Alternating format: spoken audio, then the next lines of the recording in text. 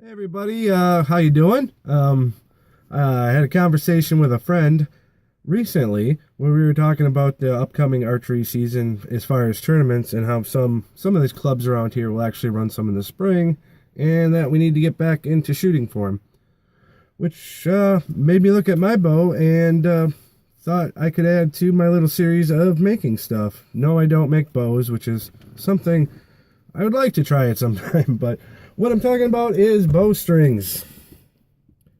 And I know not all you guys are archers or into archery or do tournament archery for fun or for the challenge of it. But I do know there's a couple of you guys that are into it for hunting or you do shoot competitively. A couple of shout outs that come to mind is I know Bama Guitar Dude does shoot a traditional style. And Gentleman Jim, if you follow him on Instagram and stuff, you know that he shoots more of an Olympic style recurve, him and his daughter, which is really cool. So when I'm talking about strings, I'm talking about for a recurve bow and or a takedown bow style recurve, which I shoot. Yeah, not a compound bow. Mostly, I don't make compound bows. I shouldn't say mostly. I don't make compound bow strings. Mostly because even if I wanted to, I don't have a bow press, so I wouldn't have a way to get the string on anyhow, onto my compound bow, which I don't really shoot a whole lot of anymore. So I'm talking about just regular recurve strings or longbow strings, whatever tickles your fancy.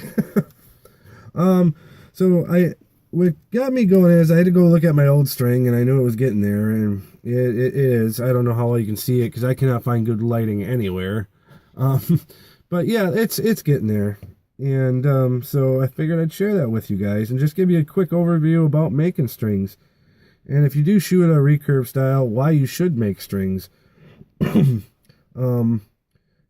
It's one of those things that might seem really intimidating, or you might be kind of scary because you're afraid you're going to make a string and it's going to blow apart. If you guys get into making them, they're not that scary to make. They're really not hard. They're very, very simple. And some of it does encompass certain skills that it would be handy to know, or you should know anyways, as far as like serving a string.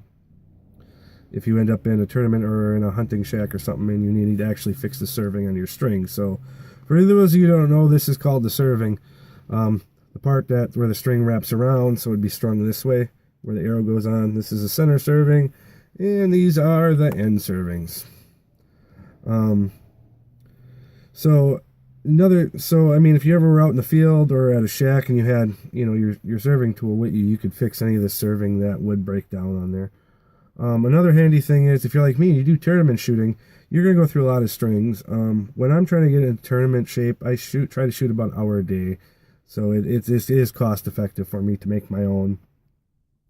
And there's other reasons for making your own too, where if you want to slow down your bow a little bit, which wouldn't make sense if you just hunt, but it would kind of make sense if you are shooting like I do in a bare bow division, which is a recurve bow with no sighting aids whatsoever. And that's what led me to actually have to make this one. I had a string where my end servings were black and my center serving was this green color. And depending upon what club and what set of rules they decide to use, you're kind of limited to what you can do. And that string wouldn't have worked when I looked at the rules, because your end servings and your center serving have to be the exact same color and a solid color. Can't have any different colored flakes in it. So that's why I had to make this one. So if you're in a bare bow class, the ruling is all over the place, depending upon what governing body they use and their own house rules. But as far as a normal Joe Schmo that has a recurve bow, is it cost effective? Yeah, I would say it would be. Only for the reason that if you make your own jig, which I'll get into, which is really easy to do, you'll probably recoup your expense within two to three strings easily. Where people, I think, get intimidated is because they don't really know what they're doing. They're looking at a string. The way to get your length of your string is you can either use your old string to get the length, which is not the best method because this will stretch. Actually, a good rule of thumb on most recurve bows is the string will be 3 inches shorter. Now, that might change by manufacturer, and more than likely, if you do a quick Google search, you'll be able to find the length of string you need. And the other thing would be when people see strings, if you're not into archery, you don't know that this is actually made up of a bunch of little strings. So it's a bunch of little strings that run vertically, and then the serving wraps around all of them. And to make a bow jig, you can make one really, really simply and really, really inexpensive. Now, you can go buy some. Those would be pricey. I've seen them for a couple $100 on up. But really, all you need is a setup like this. This is the one I made at one time. Part of it, I couldn't bring the whole thing out here. It's just 2 bolts on a block of wood and a screw in it. And, you know, I do have some writing on here because I only make strings for myself. So I just 57-inch and then 14 strands. Which the 14 strands refers to how many of these vertical strings there are. So once you know how your length, you can make something like this. Like I said, this is 2 bolts and just a block of wood. And what you would do is I made 2 of them, and then you just measure from the outside of this bolt to the outside on the other end to get your 57 inches. And I just screwed these down, a block and another block like this, down to my workbench with the center screw. Some people make a rail system so you can make different lengths. Even then, you can just, you can make your own rail system, which is fairly inexpensive. Otherwise, you could just move this down and screw it down. And basically, then you just wrap around it. So if I'm making 14 strands, I know I got to go all the way around 7 times. And then then these actually turn like this. So you can get this, you can make the serving area here, which turns out to look like this. It'll look more like the center serving, just shorter. And then you turn it back like this. I'm trying to explain it without you seeing it. And then you wrap this part to make an endless loop. I don't make Flemish twist strings. And that's really all there is to it. I would go through it step by step, but there's some great videos online. People show you how to do it. And like I said, it's really, really simple to make a recurve string.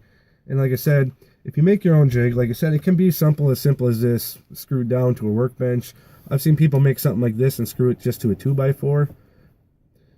And as long as you follow the rules, you know your length. If you can find your length of string, but you don't know how many strands, obviously you just kind of count the strands within the string. And that'll give you how many strands you need to do. So that's basically it in a nutshell. And like I said, if you make a jig and if you got like spare wood and the bolts, which are really, really cheap if you go to any hardware store, yeah, you could probably recoup your expense or your break-even point's probably about 2 strings, maybe 3 strings. So, but that being said, that when you purchase enough thread for the actual string material that runs, vertically on the bow when it's strung, and then you buy the serving material, which is different, which runs horizontally around the string when it's looking at it strung up, you probably have enough material probably to last you a lifetime. The strings, it's going to last you a long, long time. So I mean, and you can make strings for your friends too if they shoot recurves. Just your length might be different, or your amount of strands might be different, but yeah, so like I said, you probably break even points 2 to 3 strings, and then anything after that for the rest of your life is you're saving money. Strings, some of them can get kind of expensive, they can get around $12, $13, $14, $15 a pop. The other thing too is you can customize your string, if you shoot in a division where like more of an Olympic style, where a lot of them can have, multicolored strands and whatnot, you can totally customize the colors all you want until your heart's content. They come in so many different colors. So there you go. So I'll let you guys go. You guys have a good weekend. Get out and make something.